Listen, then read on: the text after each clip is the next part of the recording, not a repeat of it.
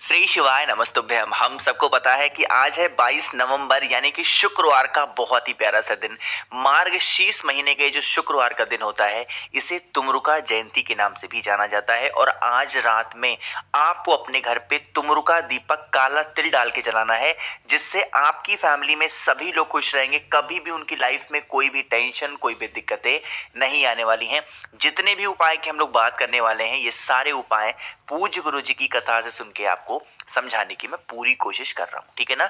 तो स्पेशल तरीके से समझाऊंगा, आराम से समझाऊंगा, तो वीडियो को पूरा देखेंगे, ठीक है ना। देखो क्या करना है। अब इस उपाय के लिए सबसे पहले हमें जरूरत पड़ेगी इस तरीके से काले तिल की ना। अब यहाँ पे देखो गिनती मत गिनना, 2 लेना 4 लेना नहीं, आपको बस एक चुटकी काला तिल लेना है। एक चुटकी काले तिल के साथ में हमें इस प्रकार से लेना होगा दीपक। ध्यान रखिएगा, हमें आटे का दिया नहीं लेना है, आपको मिट्टी का दिया लेना है। और मिट्टी का दिया भी जरूरी नहीं है कि वो मिट्टी का दिया कैसा हो, नया हो। आप चाहो तो नया ले सकते हो, आप चाहो तो दीपावली में जो आपने दीपक इस्तेमाल किया था रखा है उस दीपक का भी इस्तेमाल कर सकते हो, ठीक है ना। अब देखो यह दीपक तुमरुका जी के लगाना है तो हमें लगाना होगा इसमें कौन सी बत्ती, गोल बत्ती, कुछ इस प्रकार से, ठीक है ना। गोल बत्ती लगा दिया। अब बात करते हैं कि इसके अंदर हम डालेंगे क्या। तो आपको इसके अंदर डालना है तिल का तेल। ध्यान रखिएगा, ना तो आपको घी डालना है, ना तो आपको सरसों का तेल डालना है। आपको इस दीपक के अंदर क्या डालना है, तिल का तेल। और तिल का तेल डाल करके गोल बत्ती लगा करके यह दीपक लगाओगे कहाँ पे, यह लगाना है आपको शमी पेड़ के नीचे। मुझे पूरी उम्मीद है कि आप सभी के घरों में शमी का पेड़ होगा। अगर शमी का पेड़ नहीं है तो आपके घर का जो मेन गेट होगा उस गेट के राइट साइड में यानी कि दाहिने भाग में आप उस दीपक को लगा देना। लेकिन पहले कोशिश करना कि शमी का पेड़ मिल जाए। अब आपको शमी का जो पेड़ हो, चाहे गमले में लगा हो या फिर नीचे जमीन में, थोड़ी सी मिट्टी लीजिएगा, शमी के पेड़ की थोड़ी सी मिट्टी लीजिएगा और उस मिट्टी को पहले यहाँ पे नीचे आपको रख देना है। और इसी मिट्टी के ऊपर जो दीपक आपने लिया है, कौन सा, गोल बत्ती का, उस दीपक को रखना होगा। अब जब आप इस दीपक को जलाओगे तो तुम रुकेश्वर महादेव के नाम से या फिर तुमरुका जी के नाम से इस दीपक को प्रज्वलित करना है, इस दीपक को जलाना, ठीक है ना। इतनी बातें समझ में आ गई।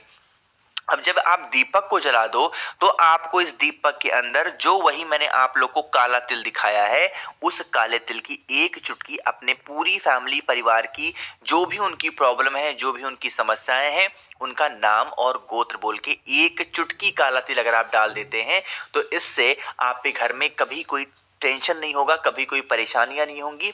पूरी फैमिली, पूरा परिवार आपका खुश रहेगा। बस ध्यान रखना है इस उपाय को सुबह के समय बिल्कुल भी नहीं करना है। शाम को 5:30 बजे के बाद में कभी भी आप इस उपाय को कर सकते हो, कोई दिक्कत नहीं है, ठीक है। नहीं करना कहाँ पे है, शमी पेड़ के नीचे। बात आई क्या समझ में। चलो अब हम लोग आगे बढ़ते हैं इस वीडियो के अपने दूसरे उपाय की तरफ। तो पहला उपाय तो होगा आपकी फैमिली के लिए, परिवार के लिए। जो दूसरा उपाय हम लोग बात करने वाले हैं ये होगा रोग मुक्ति, है ना। जैसे घर में आज के टाइम पे बहुत सारे ऐसे होते हैं जो दिन भर मेडिसिन खाते हैं, दवा खाते हैं, बट फिर भी ठीक नहीं हो पा रहे। तो आप इस उपाय को करेंगे। इसके लिए आपको लेने हैं चावल के 7 दाने, ठीक है ना। आपको यह उपाय भी अपने घर पे ही करना, कहीं भी बाहर जाने की जरूरत नहीं है। आपको बस 7 दाने लेने होंगे चावल के, जो कहीं से खंडित ना हो, टूटे हुए ना हो। अब चावल का दाना तो आपने ले लिया। अब कहोगे भैया रोग मुक्ति में कमल गट्टा कहाँ पे आएगा। शुक्रवार के दिन जब हम इस उपाय को करते हैं तो उसमें कमल गट्टे का इस्तेमाल करना होता है। तो आपको एक कमल गट्टा भी लेना है, ज्यादा नहीं लेना, सिर्फ एक कमल गट्टा लीजिएगा, ठीक है ना। अब इन सभी चीजों को लेंगे, एक तांबे का लोटा लीजिएगा, उसके अंदर जल भरिएगा। ध्यान रखिएगा रोग मुक्ति का उपाय है तो गंगा जल इस कलश के अंदर जरूर डालेंगे, ठीक है ना। अब इस कलश को उठाना, जो भी व्यक्ति घर में आपके बीमार है उस बीमार व्यक्ति के ऊपर से 7 बार घुमाना है। देखो कुछ लोग क्या करते हैं ना, जब घुमाते हैं तो सिर्फ सर पे घुमा देते हैं, ऐसा नहीं करना है। जब उस कलश को घुमाओगे 7 बार तो आपको उसके सर से लेकर के पैर तक घुमाना होगा। और घुमाओगे किसके नाम से, अवधूत रूप महादेव का ध्यान रखना है, अवधूतेश्वर महादेव के नाम से घुमाना होगा। और उसी जल को फिर उठाना, महादेव के शिवलिंग के ऊपर समर्पित करना। अब बात करते भैया जो चावल का दाना था और जो कमल गट्टे था उसको क्या करेंगे। रोग मुक्ति का यह उपाय हम कमल गट्टे से करेंगे। माता के हस्त कमल पर, जिसको हम लोग कटी भाग बोलते हैं, यहाँ पर उस कमल गट्टे को चढ़ाएंगे। और जो आपके पास में चावल के 7 दाने हैं उन्हें माता अशोक सुंदरी के स्थान पे जो भी व्यक्ति बीमार है उसका नाम और गोत्र बोल के अगर आप समर्पित करते हैं तो आपके घर से जो रोग की समस्या होती है वो दूर हो जाती है। ठीक है ना, करिएगा जरूर, बहुत ही इजी सा और बहुत ही ज्यादा आसान सा ही उपाय था, है ना। तो 2 उपाय की हमने यहाँ पे बात कर ली है। आज करने वाले हम लोग इस वीडियो के अपने तीसरे उपाय की बात करते हैं, लेकिन सबसे पहले आपको छोटा सा काम करना है, जल्दी से कर दीजिए वीडियो को लाइक, और जिसने अभी तक चैनल को सब्सक्राइब नहीं किया तो करिएगा चैनल को जरूर सब्सक्राइब, है ना। देखो एक छोटी सी बात आपको समझा दूं कि आप सभी के पार्सल अब भेजे जा चुके हैं, जितने भी लोग थे।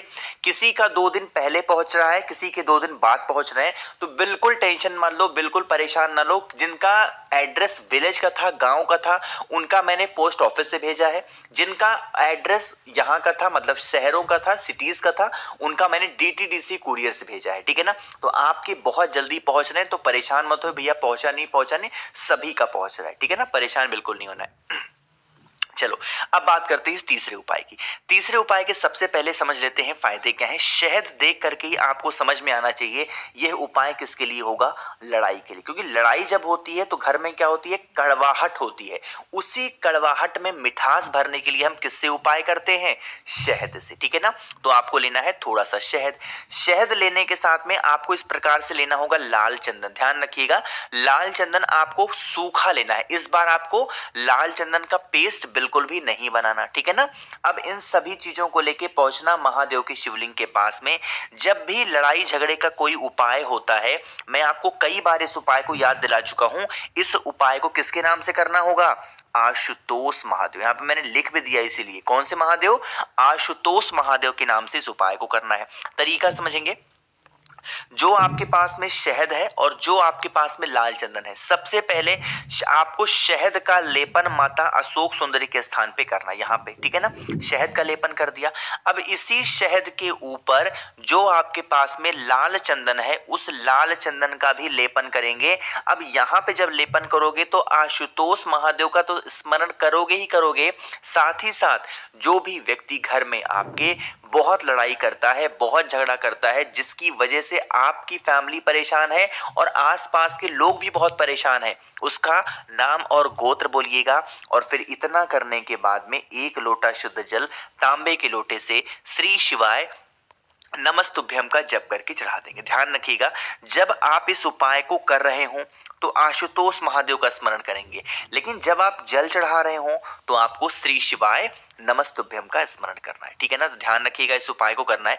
एक छोटी सी बात आपको और समझाना चाहता हूं, जैसे आज के टाइम पे घर में लड़ाइयां इसलिए होती है ना कि लोग अपने आप को एक एटीट्यूड में रखते हैं ना कि हम झुकेंगे नहीं। देखो ध्यान रखिएगा, चाहे इस वीडियो को कोई पुरुष देख रहे हो या कोई स्त्री देख रही हो, अगर आपको अपने रिलेशन में प्रेम चाहिए, प्यार चाहिए, तो आपको झुक के रहना चाहिए, है ना। कि मतलब चलो भाई ठीक है, किसी से गलती हो गई, अरे ठीक है जाने दो। थोड़ा इग्नोरेंस की आपके अंदर कैपेसिटी होनी चाहिए। ऐसा नहीं होना चाहिए कि नहीं वो हमसे माफी मांगे, वो हमसे बोलें। अगर ऐसे अकड़ में रहोगे तो कभी भी परिवार नहीं चल पाएगा और घर में लड़ाइयां होंगी, क्लेश होंगी, इधर उधर भटकोगे, उससे कोई फायदा नहीं होगा, है ना। रिश्ते बचाने हैं तो झुक के चलो, और रिश्ते को तोड़ देने हैं तो मुर्दे के तरीके से अकड़ के रहो। ठीक है ना, तो मुझे लगता है कि कोई इंसान रिश्तों को तोड़ना चाहता है, हर इंसान रिश्तों को बचाता है, तो आप भी बचा करके जरूर रहेंगे। ठीक है ना, देखो अब हम लोग बात कर रहे हैं इस वीडियो के अपने सबसे आखिरी और बहुत ही छोटे से उपाय की, जो कि हमें फिर से करना है, किससे, काले तिल के साथ में। देखो सबसे पहले बात करते हैं इस उपाय के बेनिफिट क्या है। अगर मान लेते हैं आपके घर में निगेटिव एनर्जी आ गई है, पता कैसे चलेगा, घर में अगर लड़ाई बहुत होती है तो ये एक कारण होता है। घर से अगर धन की कमी हो रही है, ये भी एक कारण होता है। घर में अगर आपको कुछ भी अच्छा नहीं लग रहा है, मतलब सब कुछ सही चल रहा है बट फिर भी आपको अच्छा नहीं लग रहा है, तो ये भी किसके रीजन होते हैं, निगेटिव एनर्जी के। इस निगेटिव एनर्जी को दूर करने के लिए आपको 1 चुटकी लेना है काला तिल। ठीक है ना, 1 चुटकी काला तिल और 1 चुटकी आपको चावल का दाना, इन दोनों चीजों को ही सिर्फ आपको लेना है और लेके पहुंचना महादेव के शिवलिंग के पास में। जब निगेटिव एनर्जी को दूर करनी होती है तो हम लोग एक नाम लेते हैं महादेव का, श्रम्भेश्वर महादेव। यहां पे मैंने इसीलिए नाम को लिख भी दिया है, कौन से महादेव, श्रम्भेश्वर महादेव के नाम से। उन दोनों चीजों को अगर शिवलिंग के ऊपर शाम के टाइम पे प्रदोष काल में आप समर्पित करते हैं तो इससे हमारे घर में जो नकारात्मक ऊर्जाएं होती हैं वो घर से बाहर जाती हैं। बस ध्यान रखना है, शिवलिंग पे चढ़ाने से पहले उन दोनों चीजों को लेकर के अपने पूरे घर में एक बार घूम लेना, फिर शिवलिंग के ऊपर चढ़ाना, ठीक है ना। तो मैंने कोशिश की है आप सभी को हर एक चीजों को अच्छे समझाने की। बाकी वीडियो पसंद आई हो तो लाइक करिएगा, कुछ पूछना है नहीं समझ में आया नीचे कमेंट सेक्शन में पूछ सकते हैं। और मेरे जितने भी भाई बहन आवाज आज मेरी पहली बार सुन रहे हैं, चैनल को जरूर सब्सक्राइब करेंगे। श्री शिवाय नमस्तुभ्यम।